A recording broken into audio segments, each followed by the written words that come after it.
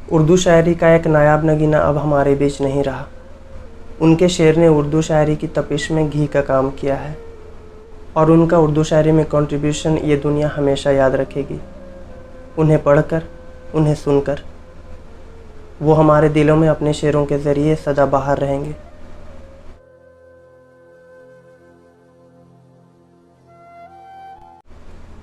इस वीडियो में आपका स्वागत है।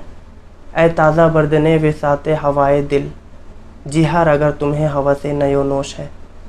वैसे तो ये शेर को हमेशा इश्क से जोड़ा जाता है, लेकिन शेर किसी परसेप्शन का मोहताज नहीं होता। 10 लोग 10 तरीके से एक शेर को समझ सकते हैं।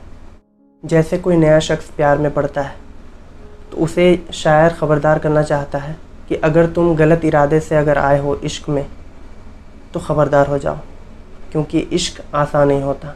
जैसा जिगर मुरादाबादी ने कहा था कि ये इश्क नहीं आसान, इतना ही समझ लीजिए, एक आग का दरिया है और डूब के जाना है। वैसे ही जब कोई शायरी लिखना शुरू करता है तो उसके मन में मशहूर होने का तलब रहता है और उसी तलब में वो कुछ गलतियां कर बैठता है या फिर नज़रअंदाज कर देता है। वो चीज़ें मैं इस वीडियो में बताने जा रहा हूँ, पॉइंट बाय पॉइंट, एक एक करके। तो चलिए उन चीज़ों को जानते हैं। तो अगर आप भी शायरी लिखते हैं तो इन चीज़ों को ध्यान में ज़रूर रखिएगा। आप जितनी अच्छी शेर लिख लें, अगर आपका तलफ़ुज़ सही नहीं है तो ना शेर सुनने में मज़ा आएगा, ना उसकी इम्पोर्टेंस पता लगेगी।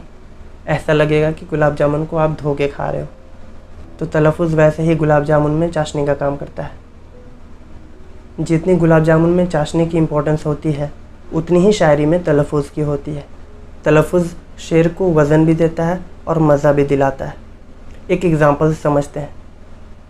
एक शेर है फिल्म शराबी का, जिसमें अमिताभ बच्चन एक शेर कहते हैं। पहले उसे बिना तलफ़ुज़ के सुनिए। ज़िंदगी सोच बने साज न होने पाए, और साजे दिल जब भी बजे आवाज़ न होने पाए। ये बिना तलफ़ुज़ के आप सुन रहे थे, न मज़ा न उतनी इम्पोर्टेंस। अब इसे तलफ़ुज़ में सुनते हैं। ज़िंदगी सोज बने साज न होने पाए, और साज़े दिल जब भी बजे आवाज़ न होने पाए। तो तलफ़ुज़ का शायरी में बहुत इम्पोर्टेंस होता है। कहीं कहीं पे तो मीनिंग भी चेंज हो जाते हैं। जैसे कि खुदा और खुदा। खुदा का मतलब होता है गॉड या अल्लाह। खुदा का मतलब होता है कहीं खुदा हुआ, गड्ढा। तो इस तरह से आपको तलफ़ुज़ पे भी ध्यान देना है। अगर तलफ़ुज़ नहीं तो न शायरी का वज़न, न मज़ा, न शायरी का लुत्फ़। और अगर आपका तलफ़ुज़ सही नहीं है तो आप रेगुलर प्रैक्टिस से सही कर सकते हो। आइए अगले पॉइंट की तरफ बढ़ते हैं। एक शायर हमेशा चाहेगा कि उसकी शायरी औरों से अलग हो, और इसी वजह से वो दूसरों के शेर नहीं पढ़ता है। पहले तो मैं बता दूं कि शायरी ख़याल का खेल है और सबके ख़याल नैरो होते हैं। आपको अगर ब्रॉड करना है तो आपको औरों को पढ़ना पड़ेगा, अच्छे अच्छे शायरों को पढ़ना पड़ेगा, उनके तरीके सीखने पड़ेंगे। औरों के शेर पढ़ के आप अपनी थिंकिंग को और ब्रॉड कर सकते हो। औरों के वर्सेटाइल नेचर को जान पाओगे, वो किस तरह से लिखते हैं, उनका ख़याल कहाँ तक जा चुका है, और लोग किस तरह की सोच रखते हैं और उसे शायरी में कैसे उतारते हैं। इससे आपकी ख़ुद की शायरी बेहतर होती नज़र आएगी। पहले आप उन शायरों को पढ़िए जो आसान लफ्ज़ों में बयां करते हैं, जैसे वसीम बरेलवी। अपने चेहरे से जो ज़ाहिर है छुपाएं कैसे, तेरी मर्ज़ी के मुताबिक नज़र आएं कैसे। रात तो वक्त की पाबंद है, ढल जाएगी, देखना यह है चिरागों का सफ़र कितना है। या आप बशीर बद्र को पढ़ सकते हैं। उनकी शायरी भी आसान लफ्ज़ों में बहुत गहरी छाप छोड़ जाते हैं। कुछ तो मजबूरियाँ रही होंगी, यूँ कोई बेवफा नहीं होता। लोग टूट जाते हैं एक घर बनाने में, तुम तरस नहीं खाते बस्तियाँ जलाने में। बहुत गहरी बात बहुत आसानी से कह देते हैं ये शायर। आप हर दिन औरों के शेर पढ़िए, आपकी शायरी में भी सुधार आएगा और आपकी ओरिजिनलिटी पता चलेगी। आपकी थिंकिंग, आपकी सोच और ब्रॉड होगी और आप गहराई से सोच पाओगे और अच्छे से बयां कर पाओगे शायरी में। अब चलते हैं अगले पॉइंट की तरफ। ख़याल आपके जैसे भी हों, लेकिन लिखते वक्त शायरी का लिहाज रखें। सादगी बरकरार रखना बहुत ज़रूरी है। शायरी से किसी को टारगेट ना करें। शायरी के दीवाने सब होते हैं। अच्छे शायर ऐसा शेर लिखते हैं जिसे एक लड़का एक लड़की को सुना सके और वही शेर एक लड़की एक लड़का को भी सुना सके। आप स्पेसिफिक जेंडर के ऊपर में भी लिख सकते हैं, मगर ध्यान रखें टारगेट करके ना लिखें। पढ़ने वाला ऐसा ना समझे कि ये मुझे हेट करता है। ये ज़रूरी नहीं है, लेकिन आप मशहूर शायर के कलाम पढ़ें तो आपको मालूम होगा कि वो ऐसे शेर लिखते हैं जो जेंडर बेस्ड नहीं है। कुछ एग्जांपल लेके समझते हैं।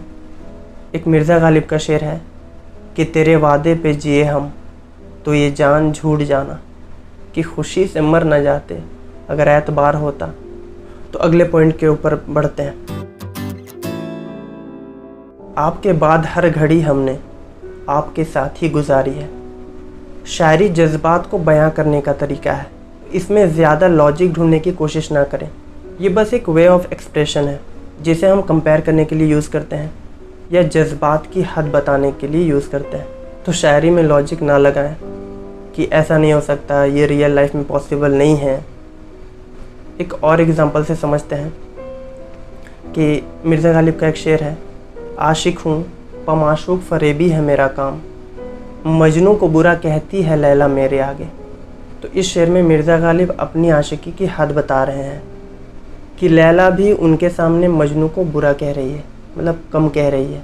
शायरी में अगर लॉजिक लगाना शुरू करेंगे तो अच्छी शायरी नहीं लिख पाएंगे। कि ताना न दे के वक्त के बहुत इम्तिहान होते हैं, जो ज़मीं नहीं हो पाते हैं वो आसमां होते हैं। कौन खुश है शहर में चलते हैं देखने, वगरना बहुत मुश्किल से लोग यहाँ हंसते हैं आजकल।